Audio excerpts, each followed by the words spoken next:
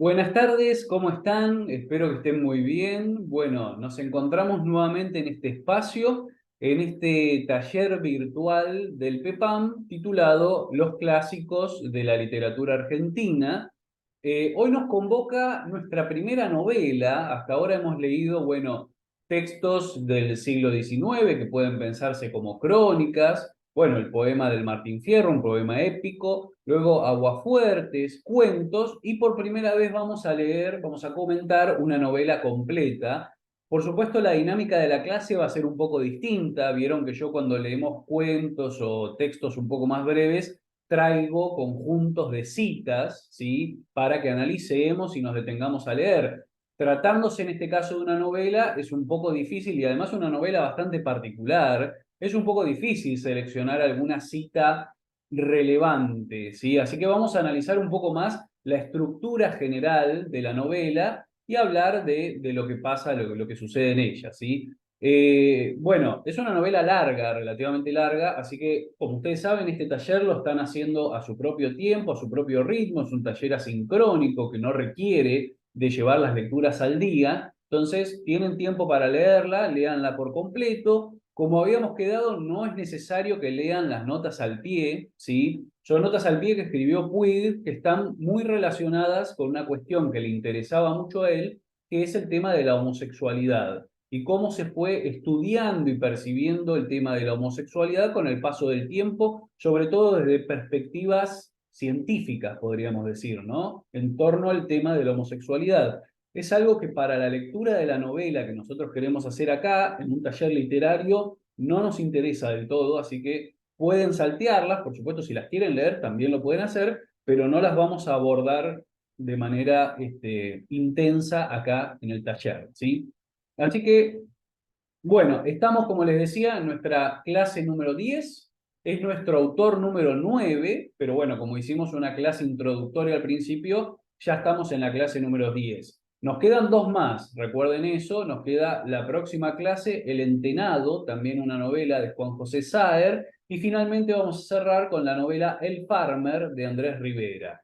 Hoy vamos entonces en nuestra clase número 10, como dice ahí, a ver a Manuel Puig, la novela El beso de la mujer araña, ¿sí? Y como les puse ahí a modo de título o subtítulo, Valentín y Molina, los dos personajes que integran esta novela, como ustedes saben, entre el encierro, porque son presos ambos, ¿no? Son presos, como ustedes vieron, uno de ellos, Valentín, es un preso político, y Molina es un preso que está encerrado por cuestiones relacionadas con la moral, podríamos decir, de la época, ¿no? Como por perversión de menores o una cosa un poco rara, un poco dudosa, ¿no? Sabemos que es un homosexual y sabemos que no es solo un homosexual, después lo vamos a ver un poco mejor, pero él se autodefine incluso como mujer, ¿no? Él se piensa como mujer directamente. El segundo componente, el amor, ¿no? Que vieron que pasa algo de eso, hay algo relacionado con el amor, sobre todo en principio un cariño que se va creando entre los dos presos y luego hay escenas explícitas, ¿no? De amor entre ellos. Y finalmente las películas, ¿no? Como ustedes saben, es muy importante el componente de las películas, lo vamos a analizar. Las películas es muy importante para esta novela en particular, donde los ratos de encierro y el ocio y el malestar del encierro se superan a través del relato de los argumentos de distintas películas que le gustan a Molina. Pero también es importante para Puig, porque Puig estuvo muy relacionado con el ámbito del cine, de hecho trabajó en muchas películas, escribió guiones de películas, y lo primero que le gustó a él, antes de la literatura incluso, fue el cine y las películas. Así que tiene mucho que ver con la propia biografía del propio Manuel Puig, ¿sí? Bien, comenzamos la clase entonces. Vamos a hacer el recorrido que hacemos siempre por la vida y obra del autor. Nace Puig en 1932, tiene su nacimiento y su primera infancia en el pueblo de General Villegas, y algo que va siempre a recordar más adelante y va a mencionar, un poco como el caso de César Aira, no sé si lo conocen, con Coronel Pringles, ¿no? Cuando uno piensa en un escritor de Pringles, pringlense, normalmente se viene a la cabeza César Aira, ¿no? Y acá pasa algo parecido. Cuando uno piensa en un escritor de General Villegas, automáticamente aparece Puig, ¿sí? Bien, como les decía antes, experimentó un amor temprano por el cine, ya desde muy chico, desde muy joven, se interesó por lo cinematográfico, hizo estudios de letras y empezó a trabajar en cinematografía, ¿sí? En distintas producciones, en cine y sobre todo escribiendo guiones, ¿no? Pero también en algunos otros roles. Bien, hacia 1956 obtiene una beca para seguir estudiando cine en Italia, se va a Italia a estudiar cine y a trabajar en cine también. Regresa a la Argentina en 1960 y se pone a escribir guiones, ¿sí? Guiones cinematográficos para diversas películas. Muchos de esos guiones están recopilados en libros, ¿sí? Incluso hay un libro que se publicó hace poco que recopila argumentos, o sea, temas que podrían haber sido películas que había pensado, ideado Manuel Puig y que no llegaron, no llegó él a escribir en los guiones, pero quedaron en forma de argumentos de posibles películas, ¿sí? Bien, hay, como dice, transformación de guiones en novelas, ¿sí? Algunos de estos guiones que escribió originalmente para el cine, luego los convirtió en novela, y ustedes pueden observar que la novela que hemos elegido para leer acá en este taller, El beso de la mujer araña, tiene un componente muy cinematográfico, no solo por las películas que el personaje de Molina le cuenta a Valentín, sino porque, como han visto, toda la novela está organizada desde los diálogos, después lo vamos a ver bien esto, pero está toda organizada desde los diálogos entre los dos personajes, ¿sí? Faltarían simplemente las aclaraciones de el espacio, digamos, de como se hace también en las obras del teatro, definir cómo es el espacio, y luego los guiones suelen constar de eso, ¿no? Una aclaración del espacio, del tiempo, de alguna característica, pero luego son los diálogos, es el guión está compuesto la mayoría de las veces por los diálogos entre los personajes, ¿no? Es un aspecto muy relevante, que no necesariamente lo es en la novela, ¿sí? Bien, después tenemos entonces ahí una estadía en la ciudad de Nueva York, donde escribe la que va a ser su primera novela, La traición de Rita Hayworth, en 1968. Regreso a Buenos Aires, vuelve a Buenos Aires y empieza a publicar esta novela que lo va a lanzar absolutamente a la fama, ¿no? Es una de las más reconocidas, más recordadas, de Manuel Puig, que es Boquitas Pintadas, que se publica en 1969 y se la denominó, o él mismo la denominaba, folletín en 16 entregas, ¿sí? La gran mayoría de las obras, de las novelas de Manuel Puig también fueron llevadas al cine, eso también es importante. Como ustedes saben, Boquitas Pintadas es una de ellas, ¿sí? El beso de la mujer araña también, lo vamos a ver ahora, y algunas otras, ¿no? Bueno, Pubis Angelical, por ejemplo, también fue llevada al cine. Este, pero bueno, lo importante es que él esa novela fue considerada como un folletín en 16 entregas. Folletín, ustedes saben que son esos textos que iban saliendo por entregas, que también se los puede pensar como las telenovelas, ¿no? Por ejemplo, ese tipo de literatura que salía por entregas y que dejaba un cierto suspenso y uno, entonces, cuando retomaba la lectura, lo retomaba con mayor interés para saber cómo, porque queda como con unos puntos suspensivos y uno quiere saber entonces qué fue lo que ocurrió con eso, ¿no?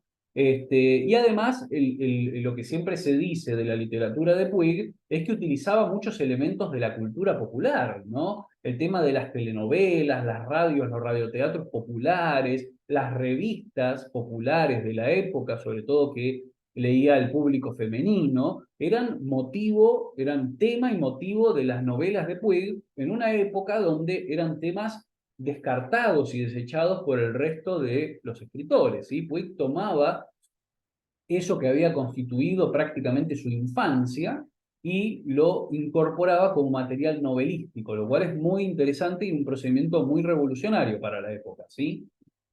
Bien, seguimos con el recorrido entonces. Tenemos hacia 1973 la publicación de esta novela de Buenos Aires Affair, una novela que fue censurada en su época, en el contexto político de la época fue censurada, e incluso, como dice a continuación, Puig empieza a recibir amenazas de la AAA, de este grupo parapolicial, ¿no? De derecha, extrema derecha, que empieza a amenazarlo y debe exiliarse en México, en esta época, bueno, dificultosa y terrible que atravesó nuestro país en los años 70, ¿no?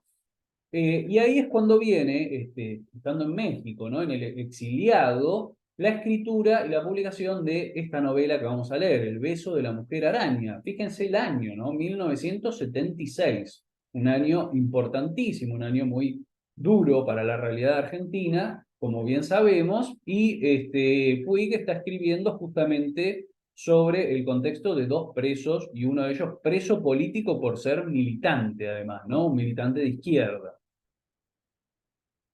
Bien, esto sucede durante el exilio, obtiene con estos textos, con esta novela principalmente ya reconocimiento internacional. Manuel Puig es leído en todo el mundo prácticamente, especialmente en Estados Unidos, donde también se traducían y se publicaban sus obras. Hay un retorno a Nueva York, donde ya había estado, ¿no? Y ahí publica esta novela, Pubis Angelical, que mencionamos antes, que se transforma directamente en un bestseller, ¿no? Esta caracterización que se hace a veces de los libros cuando venden muchísimo, ¿no? Uno de las mejores ventas, el mejor vendido, ¿no? Se transforma realmente en un bestseller hacia el año 1979. Después tenemos esta estadía de Manuel Puig en Nueva York, en los años neoyorquinos, y la publicación de otra novela muy interesante, se las recomiendo mucho, no tan leída, las últimas novelas de Puig no son tan leídas ni tan conocidas, pero Maldición Eterna, a quien lea estas páginas, es verdaderamente muy buena, es de 1980, la historia también está contada de alguna forma a través de diálogos, sin aclaración de espacios o de lugares, y es la historia de un hombre estadounidense, un anciano estadounidense paralítico, que tiene un ayudante, ¿sí? Que es quien lo lleva de un lado para el otro en su silla de ruedas, que es un joven, y entre los dos entablan una cierta relación, una cierta conversación, y esas conversaciones entre ellos es el motivo y el argumento narrativo de la novela. Yo cuando comentaba esto en el taller presencial, en algún momento que dimos en el PEPAM, me recordaban me hacían acordar, me hacían recordar la película, una película que salió hace un par de años, que más o menos tiene la misma temática, es una película francesa, no sé si la han visto, que después se hizo un remake de acá en Argentina, con De la Serna y Oscar Martínez, si no me equivoco, que también, ¿no? Es esa relación entre un hombre adinerado, que está en silla de ruedas y de mayor edad, y un joven, ¿no? Un poco popular, que entabla una relación y charlan de cosas de la vida, ¿no? Y uno aprende del otro. Bueno, eso está en Maldición Eterna, a quien lea estas páginas de Puig. Finalmente, las últimas novelas de tema brasileño, ya con Puig instalado en esta última época en Brasil, tenemos Sangre de Amor no correspondido de 1982 y Cae la Noche Tropical de 1988, ¿sí? Hacia 1990 fallece Manuel Puig.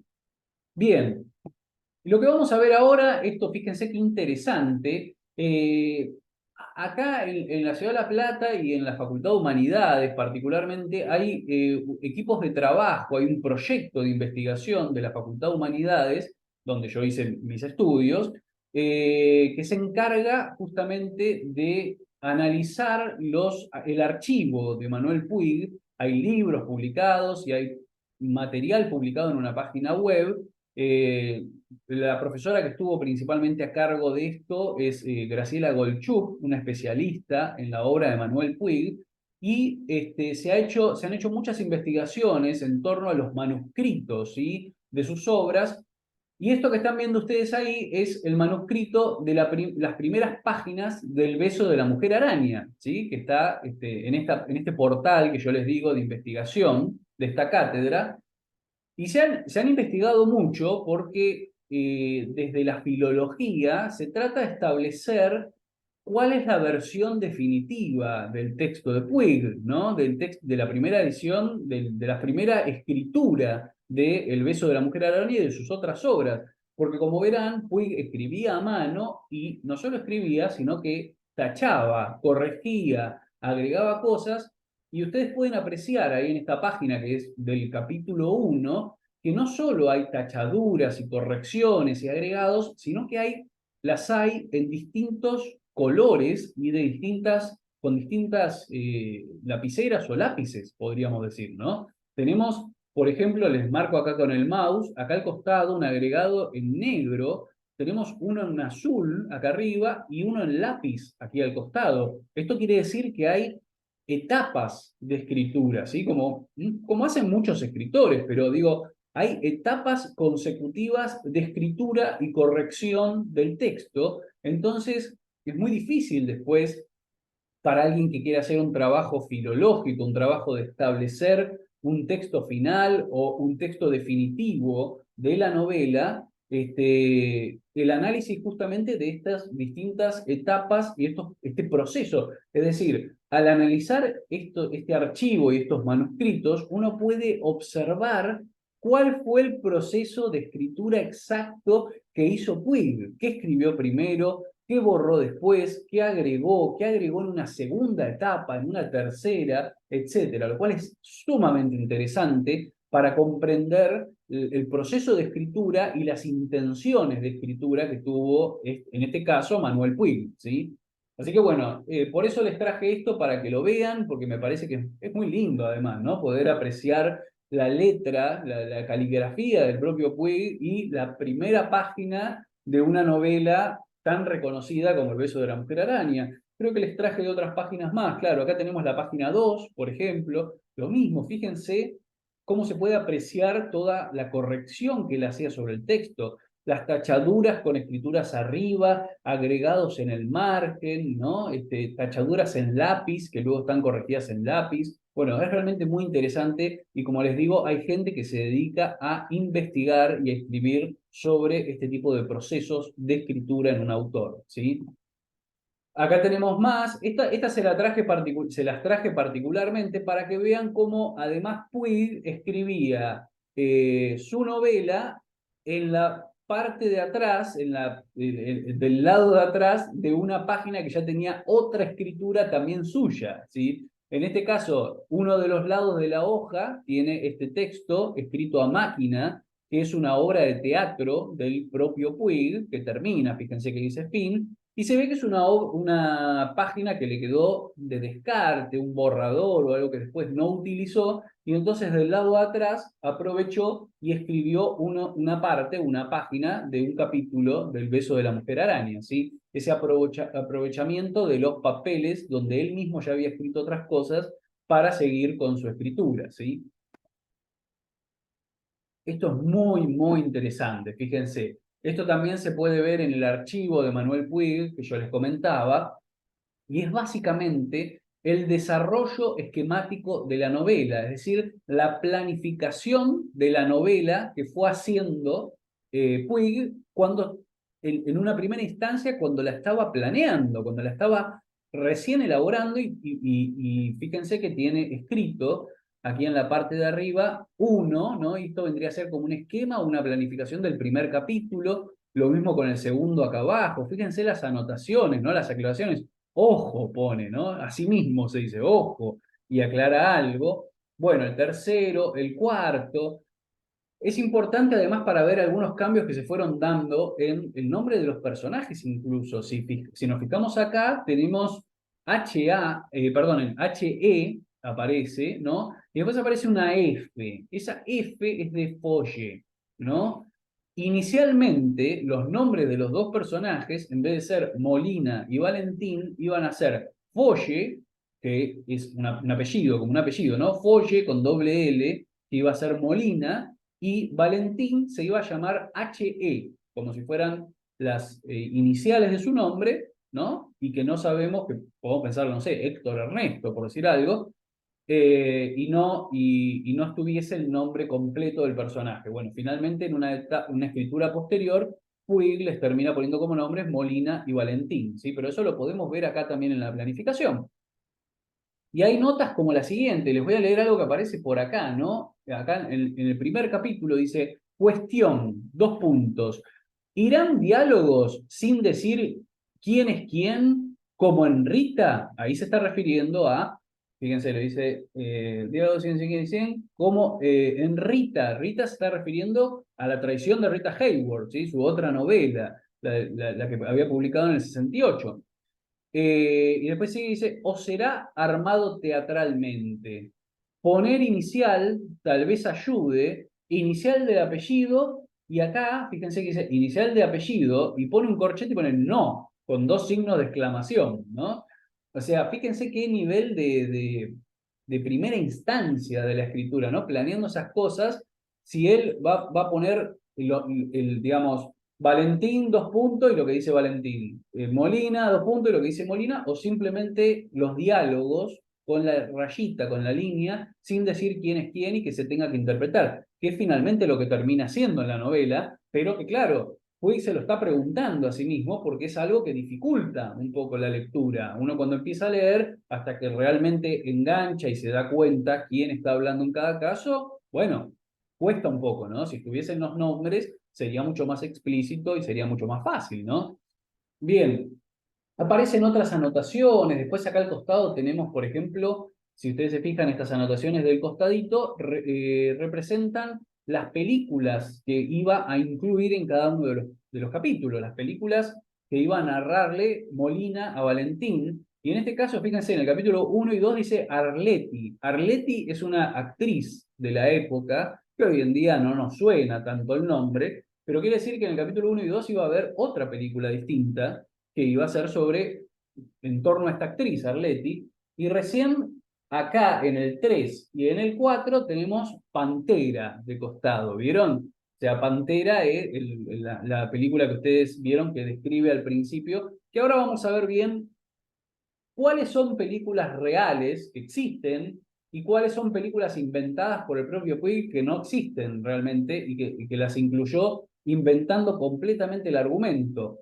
De todas formas, lo que vamos a ver y que también es muy importante es que incluso en las que son películas reales, Puig las cambia, las altera, les cambia el argumento y entonces es una mezcla entre la película real que Puig pudo haber visto en el cine y una invención propia se la podemos asignar por un lado a Puig, pero también al propio Molina, ¿sí? Al propio Molina al momento de contar su novela, de contar, perdón, el argumento de la película, lo esté variando y cambiando en base a sus propios recuerdos, ¿sí?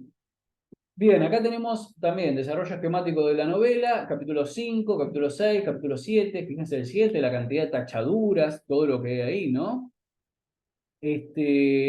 Y acá hay una parte que es muy interesante, en el capítulo 7 que dice, tal vez, acá, esta parte, ¿no? Dice, tal vez abrir chapter, pone además, fíjense que está arriba tachado y pone chapter, o sea, lo escribe en inglés.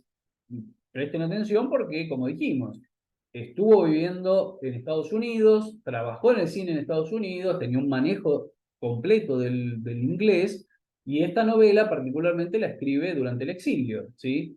Y pone entonces, tal vez abrir chapter con carta en clave, ¿no? El capítulo 7 después por mitad del chat, pone del capítulo, sería también del chapter, HE, ¿sí? HE, que es el personaje de Valentín, dice que su tío segundo murió, perdón, que su tío segundo que murió era guerrillero, pero más efectivo si es la carta leída por HE con comentarios de ambos, ¿no? O sea, está planeando de qué forma revelar que el personaje de Valentín, que en este caso todavía se llamaba HE, era un guerrillero, ¿sí? Un guerrillero que está como preso político.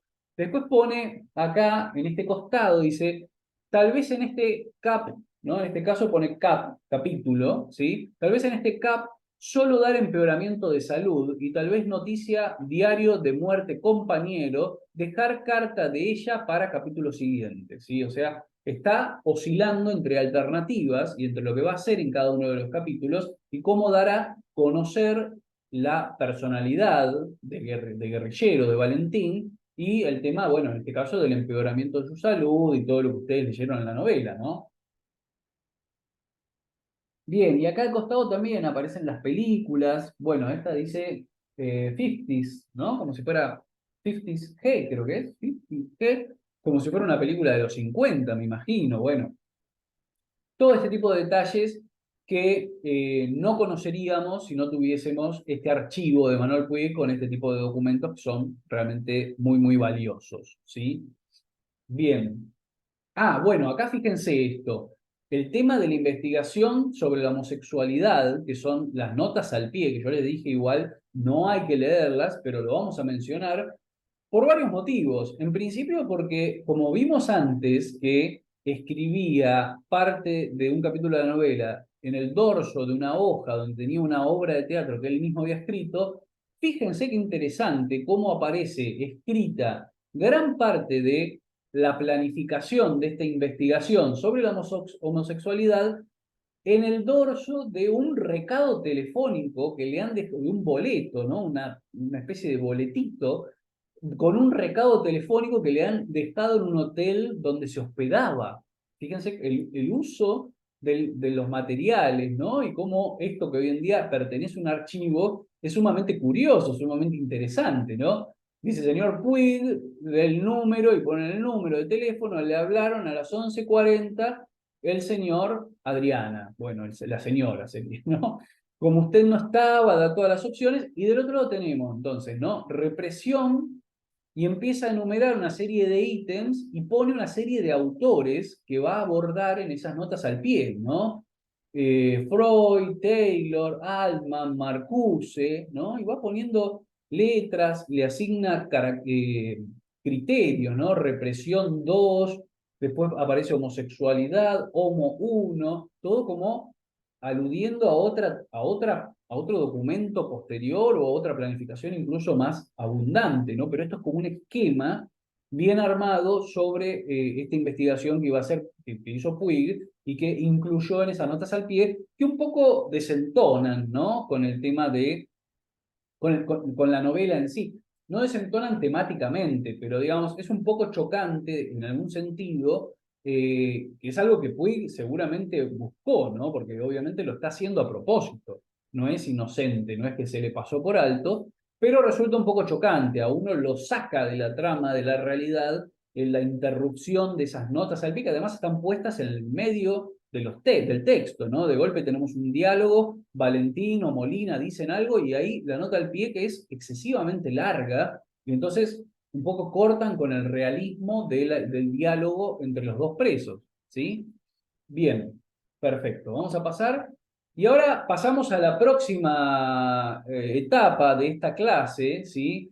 Vamos a ver el tema del cine. Como les dije, hay dos cuestiones muy interesantes que tienen que ver con la novela El beso de la mujer araña, porque la presencia de las películas es absoluta, ¿no? Ustedes lo han leído y la mayor parte de los capítulos y la mayor parte del texto largo y denso se refiere a Molina resumiéndole argumentos de películas que vio a Valentín. En principio, para ayudarlo a olvidarse de todos los problemas que tiene como preso político, como secuestrado, con sus compañeros afuera, ¿no? Valentín está muy preocupado por sus compañeros de afuera, qué le habrá pasado a la mujer con la que él compartía esta militancia, ¿no?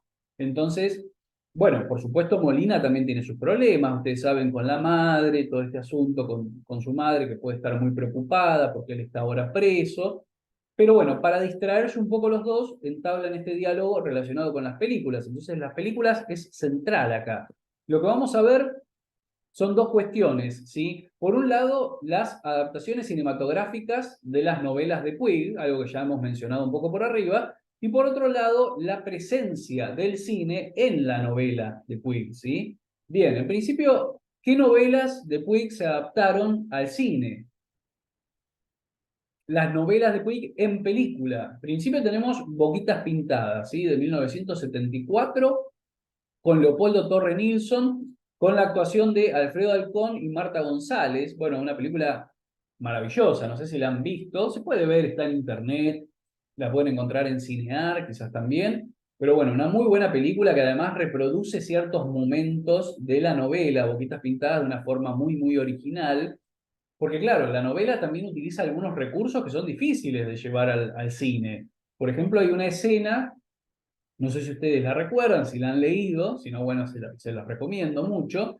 Hay una escena donde hay dos personajes, un hombre y una mujer, que están hablando y en la novela están las líneas de diálogo con lo que se están diciendo efectivamente y en cursiva otro texto que es lo que están pensando los personajes, ¿no? Por un lado está lo que se están diciendo y por otro lado lo que están pensando, que muchas veces contradice o intensifica lo que se están diciendo entre ellos. Bueno, al llevarlo al cine, Leopoldo Torre Nilsson lo que hace es poner el diálogo, digamos, a los dos personajes hablando. Uno está subido arriba de una higuera en un momento, por ahí recuerdan esa escena de la película, y la mujer está abajo pidiéndole que le baje unos higos, y del diálogo, que es muy liviano y muy tranquilo, el diálogo ese se complementa con los pensamientos que están con voces en off, ¿sí? Con una voz en off que son un poco más intensos o con más carga de intensidad sexual, casi podríamos decir, ¿no? En esa escena. Así que bueno, producen un efecto bastante cómico, un efecto humorístico. Está muy bien reproducido lo que trató de hacer Puig con el uso del diálogo y de las cursivas, ¿sí? Llevado a esa voz en off. Bueno, tenemos Pubis Angelical, también película de 1982, dirigida por Raúl de la Torre, con Alfredo Alcón, Graciela Borges y Pepe Soriano. Muy buena película también. No sé si la han visto. Bueno, ella padece una enfermedad y está gran parte de la novela, pero también de la película, en una sala de hospital, y se dan diálogos con el personaje de Alfredo Alcón, que bueno, es también un militante, está metido en política, bueno, bastante compleja la historia, también se las recomiendo. Y finalmente tenemos esta adaptación, que es una cosa muy rara, porque las dos películas anteriores que vimos son adaptaciones argentinas de las novelas de Puig, pero acá en este caso tenemos la adaptación de la novela que leímos nosotros, que es El beso de la mujer araña. Yo les recomiendo que la vean porque es una muy buena adaptación, si bien por momentos diverge un poco y no reproduce totalmente fiel, o sea, con una fidelidad absoluta, lo que ocurre en la novela, es un poco divergente, pero es muy fiel, muy parecida y está muy bien hecha. Pero ¿qué pasa? No es una adaptación argentina, ¿no? Bueno, está dirigida por Héctor Babenco, pero toda la producción es estadounidense y los actores son estadounidenses, ¿no? William Hurt, un actor bastante conocido, Raúl Juliá, que, bueno, es más conocido por la película de los Locos Adams, el personaje que hace Homero, ¿no? El principal de los Locos Adams, pero acá está muy distinto, ¿no? Y haciendo del papel de Valentín. Y bueno, y Sonia Braga también, que aparece ahí. Realmente es una adaptación que además, si no me equivoco, no estoy absolutamente seguro si estuvo nominada seguro, pero hasta me parece que ganó el premio Oscar de ese año, de 1985.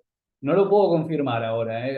Esto habría que buscarlo un poco mejor. Sí sé que estuvo nominada a los Oscars del año, así que bueno, una película con gran trascendencia, digamos, muy vista, ¿sí? Muy importante.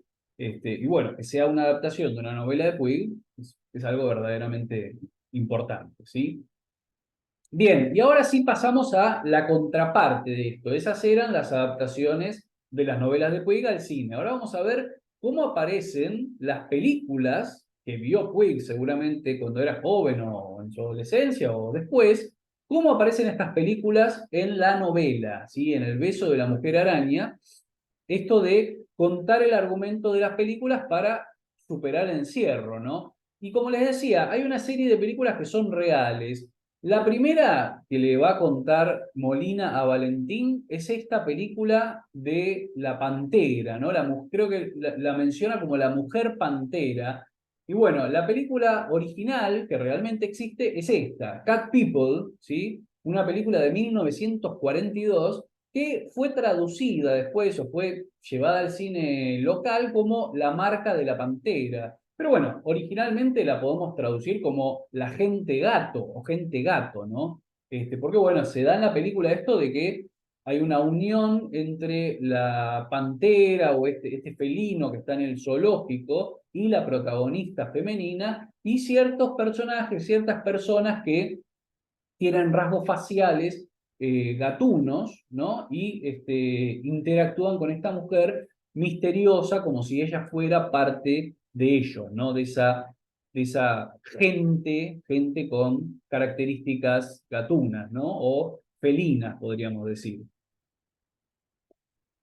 Bien, vieron que abarca gran cantidad de capítulos, los primeros capítulos abarca la descripción de esta película, así que es muy interesante. Más adelante en la clase vamos a comparar cómo aparece descrita la película en la novela, según el relato de Molina, y cómo es efectivamente la película.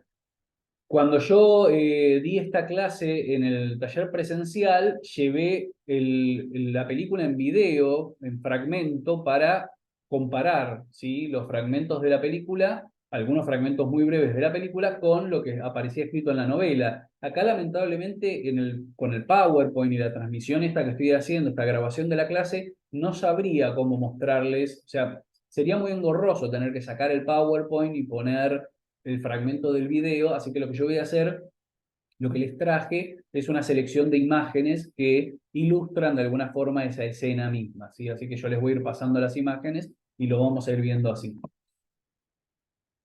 Bien.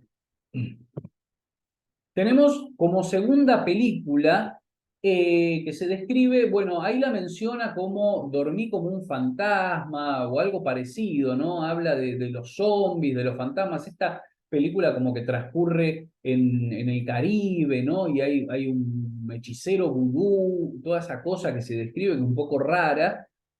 Es una unión, en realidad, entre dos películas. Una de ellas es esta, I Walk with a Zombie, de 1943, ¿sí?, que se tradujo como Dormí con un fantasma. Bueno, y sería Caminando con un zombie, ¿no? Zombie, como tomándolo, ¿no?, en el sentido actual de los muertos vivos, al estilo The Walking Dead, por ejemplo, ¿no? Que tienen otras características, sino que en esa época todavía se pensaban a los zombies en relación con el vudú, ¿sí?, con lo caribeño, el vudú que resucita a los muertos a través de los hechizos vudú, y esa palabra, zombie, definiría ese tipo este, bueno, de espectro, ¿no? O de espécimen.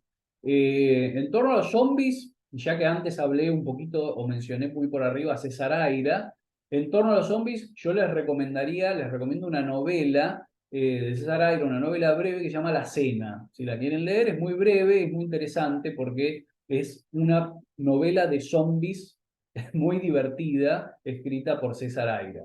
Bueno, volviendo a esto, entonces tenemos la fusión en ese argumento que cuenta Molina de esa película, tenemos la fusión de esta película con esta otra, White Zombie, de 1932, con Bela Lugosi, ¿sí? Una película, no, no aparece acá. Bueno, esto es una película donde actúa Bela Lugosi y también es un personaje siniestro, como una especie de mezcla entre vampiro e hipnotizador que cautiva y hipnotiza a la gente, ¿no? Un poco algo de lo que aparece en la película, esto también, ¿no?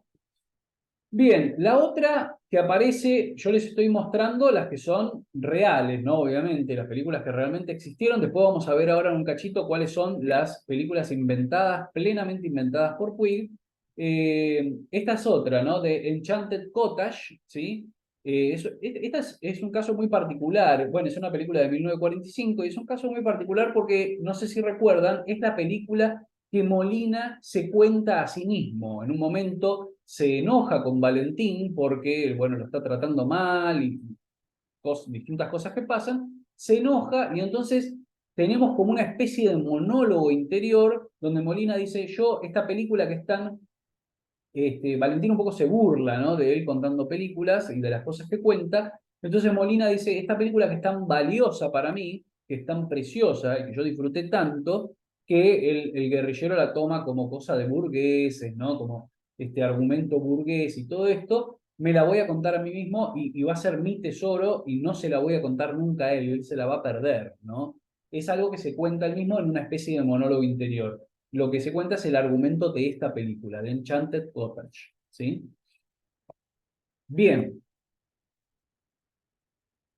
Y después, como películas ficticias, nos quedan tres, si no me equivoco. Una, ahora lo vamos a ir viendo en este esquema, pero una de ellas es un film de propaganda nazi que le pone de título Destino, Esa es una película que no existe, más allá de que algunos de los algunas de las características de la película se pueden relacionar con algunas películas de propaganda nazi, efectivamente. Por ejemplo, en esta película inventada por Puig, que se llama Destino, la protagonista lleva como nombre Leni, ¿sí? Y si bien es un nombre que puede llegar a ser un nombre reconocible, es un nombre conocido, usado, todo el que conoce sabe que hay una directora de cine alemán de propaganda nazi, que es la que hizo alguna de las películas principales Hitler, de la propaganda de Hitler, que se llamaba Leni Riefenstahl, ¿sí? Entonces,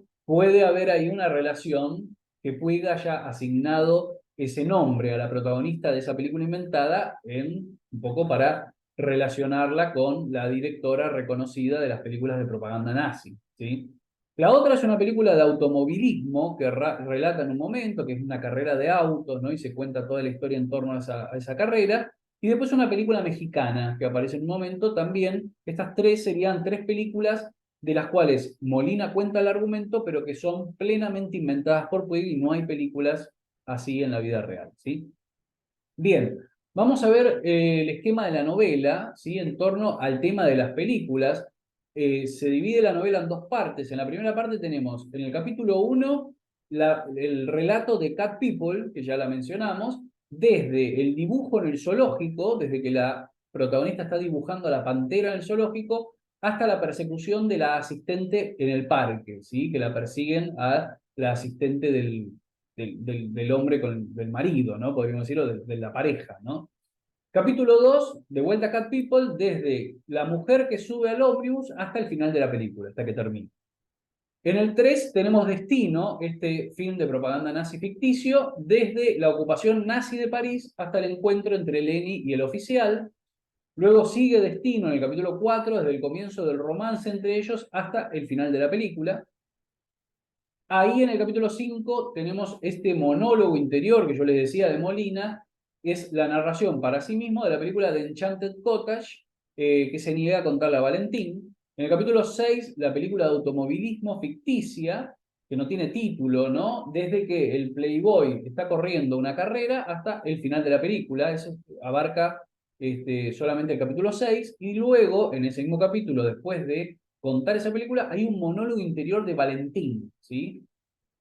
Ya en este caso de Valentín. Después, en el capítulo 7, tenemos un diálogo de otros temas entre los protagonistas, otro monólogo interior de Valentín, y bueno, y como ustedes saben, el capítulo 8 concluye esta primera parte de la novela con un informe de la penitenciaría y un diálogo, el informe que incluye un diálogo entre el director y Molina, ¿sí? Ahí nos empezamos a enterar de el propósito del director de la penitenciaría de obtener información sobre Valentín y sobre el grupo guerrillero al cual pertenece Valentín, para lo cual lo va a utilizar a Molina. Lo van a utilizar a Molina para obtener esa información con un final bastante trágico, desastroso, como ustedes saben, ¿no? Como ustedes han leído. La segunda parte tenemos de la novela, tenemos en el capítulo 9 la vuelta de la mujer zombie, ese es el título, ¿no? De la película, que vendría a ser la fusión de I Walk with the Zombie y White Zombie, desde que la chica viaja a la isla del Caribe para casarse hasta que hasta que le empiezan a contar sobre la muerta viva rubia, ¿sí? Se intercalan en el texto los monólogos interiores de ambos protagonistas, intercalados con la descripción de la película, lo que van pensando ellos dos. Capítulo 10, de vuelta, tenemos la vuelta de la mujer zombie, desde que le cuentan la historia pasada entre su esposo y su primera mujer, hasta que llega a la choza y escucha cantos de brujería. Lo mismo sucede con la intercalación de monólogos interiores de los dos personajes. Capítulo 11, el informe de la penitenciaría, un diálogo que tiene un diálogo entre el director y Molina nuevamente, y sigue la vuelta de la mujer zombie desde los tambores en la selva hasta el final de la película. Luego en el capítulo 12, la película mexicana ficticia, desde el baile de disfraces hasta el hombre cantando en el boliche y recordando a la mujer. Lo mismo en el capítulo 13, desde que vuelve a trabajar en el club nocturno como cancionista, hasta que ella vuelve y él no está, pero se da cuenta que la ha visto, no sé si recuerdan esa parte. Luego el capítulo 14 tenemos el informe de la penitenciaría, en el cual dialogan otra vez el director y Molina. Y luego, otra vez, la película mexicana, retoma la película mexicana, desde que el magnate la está buscando a la mujer hasta el final. Y finalmente, como cierre de la novela, tenemos capítulo 15, el informe de servicio de vigilancia, que nos relata, después de la salida, que le habilitan la salida a propósito a Molina, el encuentro con el grupo de Valentín y el final trágico, como sabemos, ¿no? De cuando resulta asesinado Molina. Y finalmente, el capítulo 16, el monólogo interior de Valentín, que es el final efectivo de la novela. ¿Sí? Bien, vamos a ver. Bueno, ahora sí, entonces vamos a hacer algunas comparaciones entre las escenas según están descritas por Molina y según aparecen efectivamente en las películas reales. ¿Sí? Me interesa que veamos un poquito de esto. Fíjense, por ejemplo, la escena inicial de Cat People, según Molina, él dice, a ella se le ve que algo raro tiene, que no es una mujer como todas, parece muy joven, de unos 25 años cuanto más, una carita un poco más de gata, una carita un poco de gata, la nariz chica, respingada, el corte de cara es más redondo que ovalado, la frente ancha, los cachetes también grandes, pero después se van para abajo en punta como los gatos. Y los ojos claros, casi seguro que verdes, los entrecierra para dibujar mejor, ¿no? Y acá empieza a contarnos esta escena del dibujo de la pantera. Mira el modelo, la pantera negra del zoológico, que primero estaba quieta en la jaula echada, pero cuando la chica hizo ruido con el atril y la silla, la pantera la vio y empezó a pasearse por la jaula y a rugirle a la chica, que hasta entonces no encontraba bien el sombreado que le iba a dar al dibujo. ¿El animal no la puede oler antes? No, porque en la jaula tiene un enorme pedazo de carne. Es lo único que puede oler. El guardián le pone la carne cerca de las rejas y no puede entrar ningún olor de afuera, a propósito para que la pantera no se alborote. Y es al notar la rabia de la fiera que la chica empieza a dar trazos cada vez más rápidos y dibuja una cara que es de animal y también de diablo. Y la pantera mira, es una pantera macho y no se sabe si es para despedazarla y después comerla, o si la mira llevada por otro instinto más feo todavía. ¿Sí? Bien, sigue. Ella oye el chasquido del fósforo y se sobresalta, se da vuelta. Es un tipo de buena pinta, no un galán lindo, pero de facha simpática con un sombrero de ala baja y un sobre todo bolsudo, pantalones muy anchos. Se toca el ala del sombrero como saluda y se disculpa, le dice que el dibujo es bárbaro. Ella ve que es un buen tipo, la cara lo vende, es un tipo muy comprensivo, tranquilo. Ella se retoca un poco el peinado con la mano, medio deshecho por el viento. Es un flequillo de rulos y el pelo hasta los hombros, que es lo que se usaba, también con rulos chicos en las puntas como de permanente casi. Ella contesta que no se asustó, pero en eso, al retocarse el pelo, suelta la hoja y el viento se la lleva. El muchacho corre y la alcanza, se la devuelve a la chica y le pide disculpas. Ella le dice que no es nada y él se da cuenta que es extranjera por el acento. La chica le cuenta que es una refugiada, estudió Bellas Artes en Budapest, al estallar la guerra se embarcó para Nueva York. Él le pregunta si extraña su ciudad. A ella es como si le pasara una nube por los ojos, toda la expresión de la cara se le oscurece y dice que no es de una ciudad, ella viene de las montañas, por ahí, por Transilvania. Bien, bueno, ¿por qué es importante esto? Porque la gran mayoría de lo que acabo de leer está inventado, digamos, ficcionalizado en base a la película real. Es decir, Puig no es que se limita, porque uno puede decir, qué vivo, ¿no? Puig, o sea, mira una película, después copia el argumento y con eso arma una novela. Bueno, no, no es para nada eso. Acá lo que está haciendo es reconstruir y renarrar una novela en base a algo que está en la película, pero la gran mayoría es todo inventado. Digamos, es como si uno, por decirlo de alguna forma simple, ¿no? Uno ve una escena que ocurre en la calle y después viene y la escribe. Digamos, eso que uno escribe no es lo mismo que ocurrió en la calle, ¿no? Uno lo está transformando el lenguaje y ficcionalizando.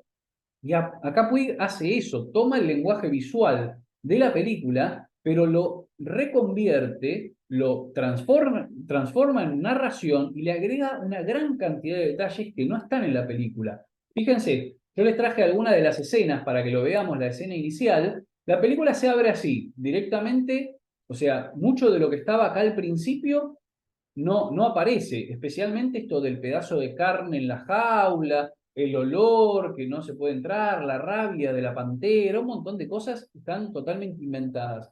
La película empieza así, ¿no? Con ella, es un plano que empieza enfocando a la pantera, después se aleja y está la protagonista femenina dibujando, ¿sí? Porque en un momento dice que hace como unos trazos violentos, eso tampoco ocurre, simplemente está dibujando y la vemos ahí dibujando, presumiblemente a la pantera, ¿no?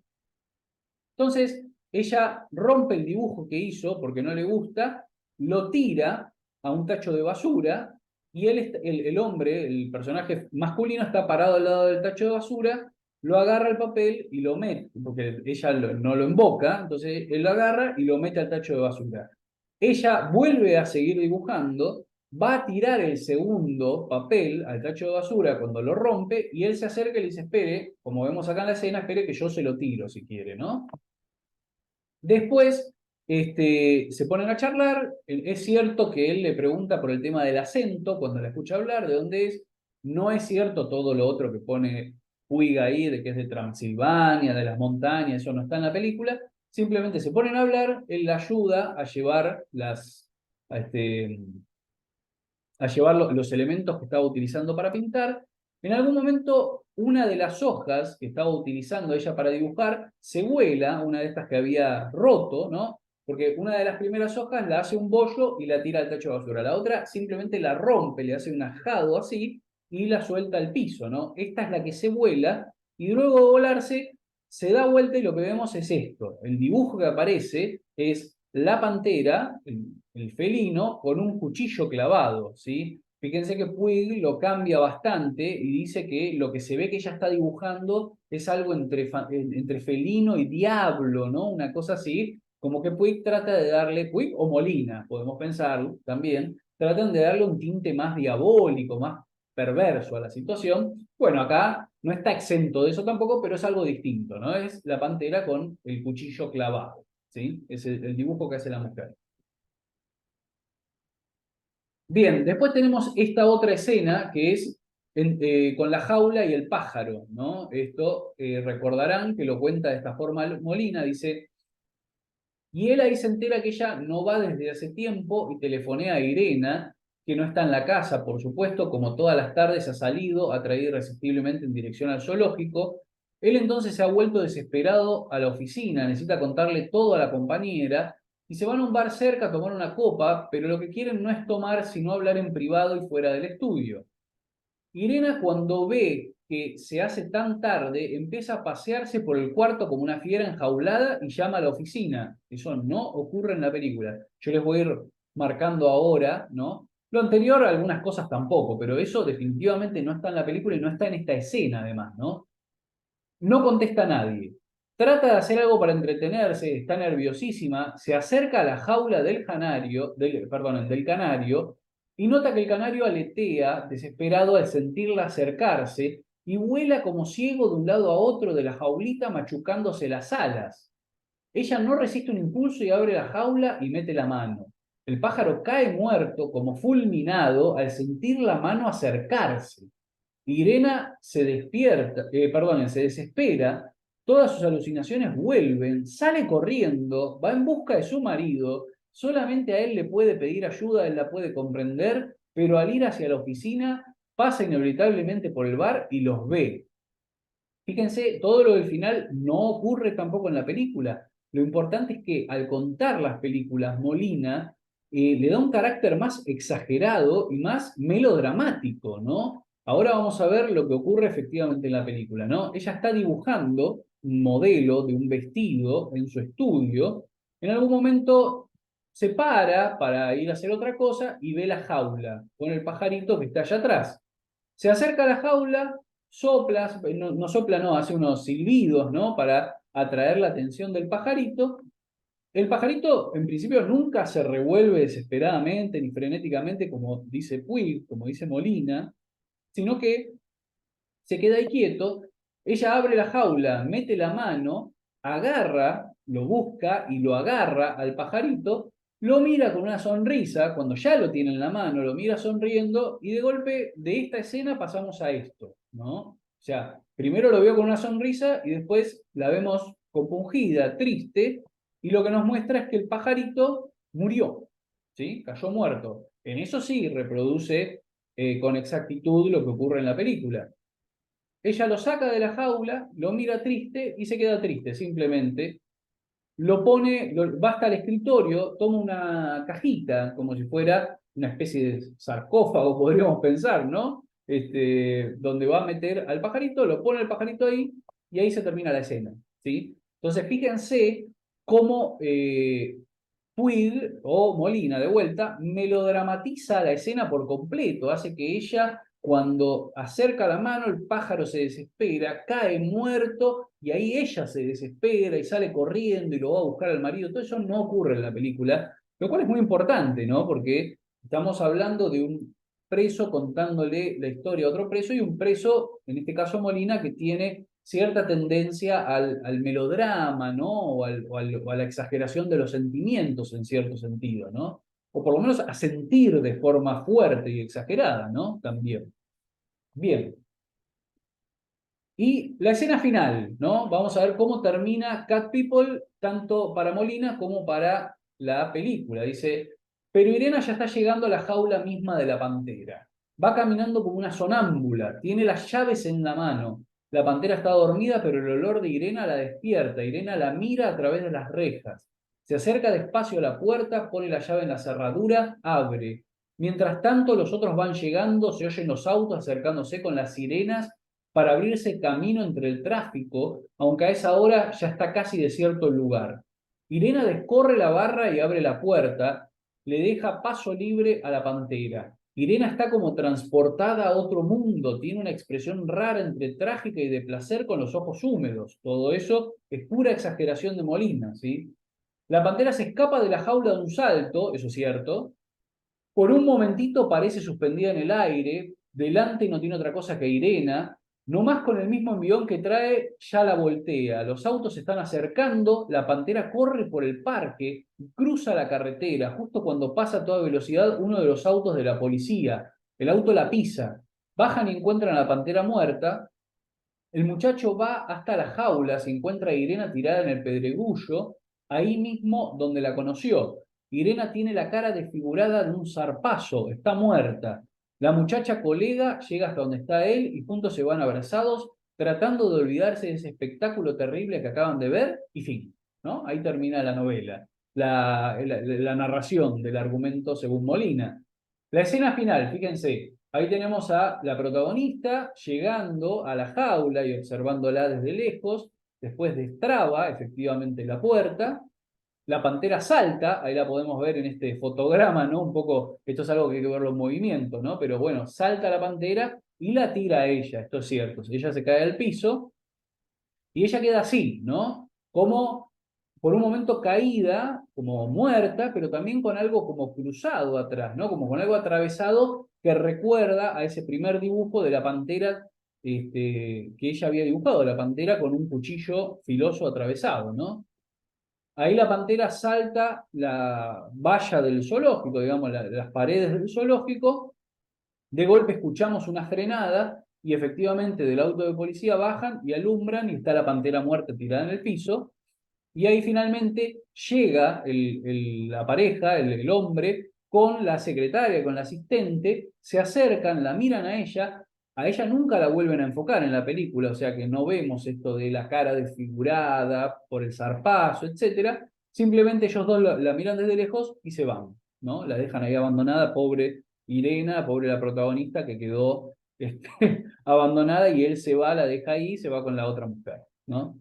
Así que bueno, todo esto para ver las diferencias entre una versión y la otra, que muchas veces tienen similitudes en lo argumental, por supuesto, pero hay un gran trabajo de escritura, de reescritura, de reelaboración y de agregado de un montón de detalles que definen la personalidad de Molina en este caso, ¿sí? Bien, les traje Algunos fragmentos más. Antes de terminar, ya estamos cerrando la clase, quiero contarles algunos ejes de lectura que se pueden hacer, algunos conceptos o ejes de lectura conceptuales en torno a la novela.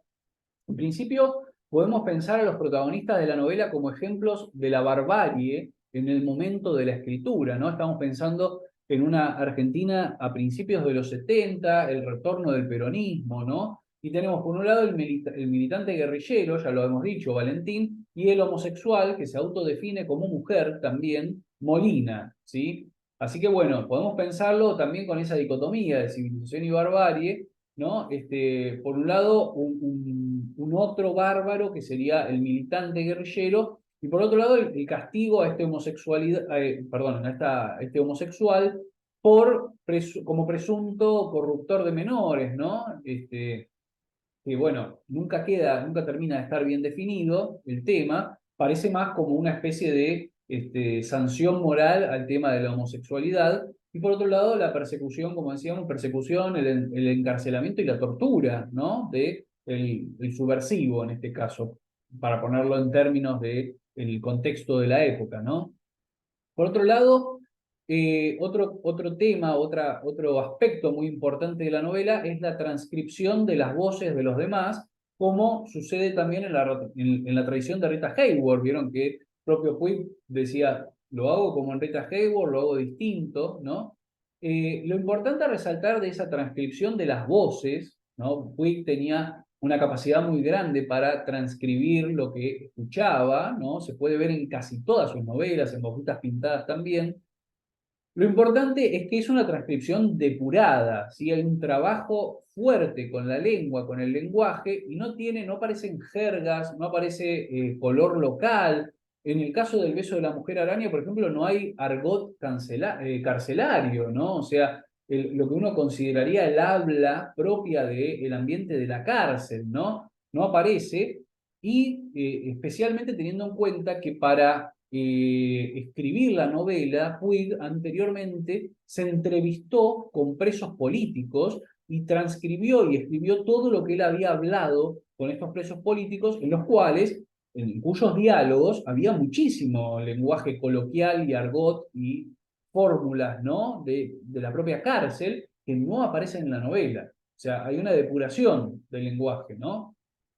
Después aparece esto que podemos pensar como un montaje de voces dispersas, ¿no? Distintas voces y que se enuncian siempre en primera persona sin ningún tipo de mediación. Es decir, se disuelve por completo la función de un narrador externo que venga a contarnos la historia. Por lo tanto, no hay ninguna voz más autorizada que las demás, ¿sí? No hay ninguna voz que se imponga, que organice, ¿no? Que defina, ¿no? Que nos diga, bueno, esto era así, o que defina cómo es el escenario, sino que asistimos directamente a lo que, a lo que están hablando estos dos presos. Esto es algo que vuelvo nuevamente a César Aira, y vuelvo tanto a César Aira porque César Aira fue uno de los grandes estudiosos y admiradores de Puig, ¿sí? Y podemos pensarlo incluso como un continuador también de Puig.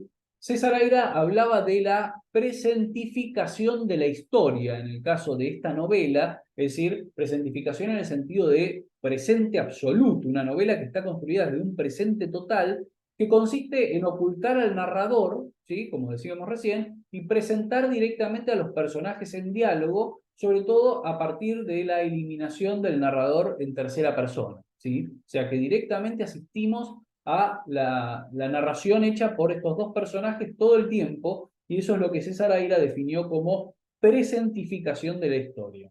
Bien, nos quedan algunas citas, yo las voy a dejar para que ustedes las lean porque nos estamos quedando sin tiempo. Yo les traje acá el caso de la mirada del guerrillero revolucionario, o sea, la mirada propia del personaje de Valentín. Esto es también, para que veamos algunas cosas de Valentín también, ¿no? Porque el tema de las películas correspondería al área de Molina, en este caso, ¿no? Y el tema de Valentín, bueno, tenemos por ejemplo esta escena de el amor versus la militancia, ¿no? Vieron que eso es un tema muy fuerte en Valentín, el tomar la decisión de qué va primero, ¿no? ¿Qué está primero? Si el compromiso moral por la militancia o el amor, ¿no? Algo que lo está atravesando todo el tiempo y lo podemos leer en la novela. Y finalmente, esta sí la voy a leer, es la última cita, porque es básicamente, es un momento además muy enternecedor de la novela, pero además es el que le da el nombre, el título a la novela, ¿no? Porque se llama El beso de la mujer araña. Y dice, Molina en principio, dice, Valentín, si alguna vez pasó algo, yo me cuidé bien de empezar porque no te quise pedir nada si no te salía a vos mismo. Espontáneamente, quiero decir. Sí, bueno, pero de despedida querría pedirte algo. ¿Qué? Algo que nunca hiciste, aunque hicimos cosas mucho peores. Bueno, ustedes ya leyeron los encuentros sexuales que mantienen ellos dentro de la celda, ¿no? O sea, acá, en este momento, Molina le está pidiendo algo distinto, ¿no? Algo que en vez de tener que ver con el encuentro sexual, tiene que ver con el amor, más con el amor y con la fraternidad que se desarrolló entre ellos, ¿no? ¿Qué? Un beso. Es cierto, dice. Pero mañana, antes de irme, no te asustes, no te lo pido ahora. Bueno, tengo una curiosidad. ¿Te daba mucha repulsión darme un beso? Debe haber sido de miedo que te convirtieras en pantera, como aquella de la primera película que me contaste. Acá, digamos, se está cerrando la novela y un poco le cambia de tema, Valentín, y un poco remite, digamos, narrativamente tenemos una remisión al comienzo de la novela, ¿no? Le responde Molina, ¿no? Yo no soy la mujer pantera.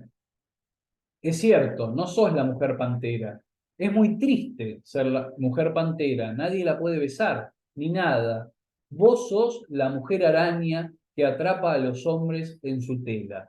Qué lindo, eso sí me gusta, ¿no? Entonces ahí tenemos la referencia al título de la novela, ¿no? El tema del beso de la mujer araña, la escena donde le pide un beso y lo describe a Molina como la mujer araña que atrapa a los hombres en su tela, que, bueno, obviamente, como ustedes saben, tiene mucho que ver, Valentín no lo sabe cuando dice esto, pero tiene mucho que ver con lo que está pasando, sobre todo con el director de la cárcel y toda esta trama que están armando, orquestando, para que Molina de alguna forma lo venda a Valentín y venda a toda y exponga a toda su organización, lo cual termina, como dijimos, en tragedia, ¿sí?